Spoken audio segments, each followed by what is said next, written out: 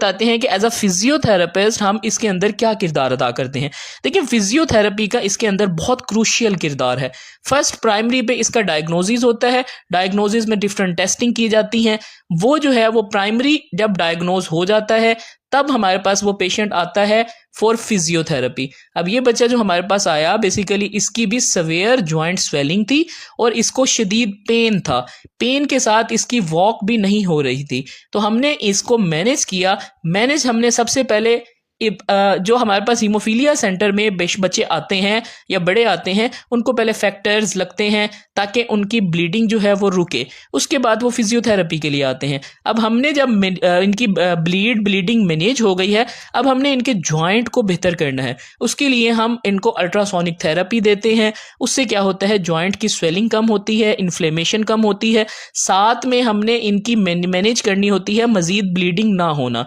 तो उसके अंदर हम जो है वो इनको early range of motion exercises देते हैं। स्लाइड इनकी मूवमेंट करवाई जाती है सेफ पार्टिसिपेशन के साथ।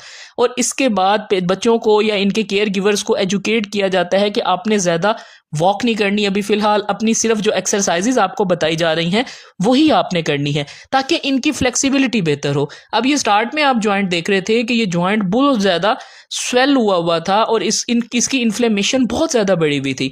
अब अगर जॉइंट को हाथ लगाते थे तो वो फुल गर्म हुआ था। तो इसके अंदर करना क्या होता है कि आपने ठंडी टकोर देनी होती है, ना कि आपने गर्म।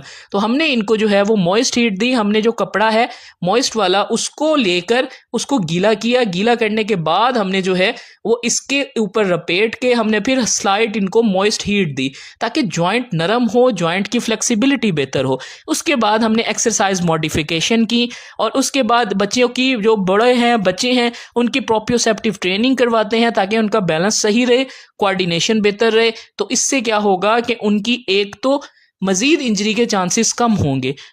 इसके अंदर फिजियोथेरेपी निहायत इंपॉर्टेंट है क्योंकि फिजियोथेरेपी से ही आपका जॉइंट बेहतर होता है। आपके जॉइंट के अंदर जो ब्लीडिंग हो गई है, अब एक जगह पर रुक गया है, अब उसको हमने different techniques, different application of modalities के साथ उसको सीधा करना है। बच्चे की जो स्वेलिंग है उसको कंट्रोल करना है, उनको गाइड करना है कि आपने प्राइस फार्मूला होता है हमारे पास कि आपने प्रोटेक्शन, रेस्ट, आइसिंग, कंप्रेशन और एलिवेशन, इस चीज़ को फॉलो करना है। यानी कि आपने हल्की सी टकोर करनी है बर्फ़ की, उसके बाद कोई क्रीप बैंडेज या गर्म पट्टी हल्की सी बांध दें ताकि कंप्रेशन मिले, उससे स्वेलिंग कम हो। उसके बाद हमने बच्चे को गाइड करना होता है कि आपने बच्चा हो, बड़ा हो और साथ में केयर गिवर हो, उन सबको हमने काउंसल करना होता है कि आपने अपनी टांग को उठाकर रखना है, आपने ज़्यादा देर लटका के नहीं बैठना और कोशिश करनी है इसकी मूवमेंट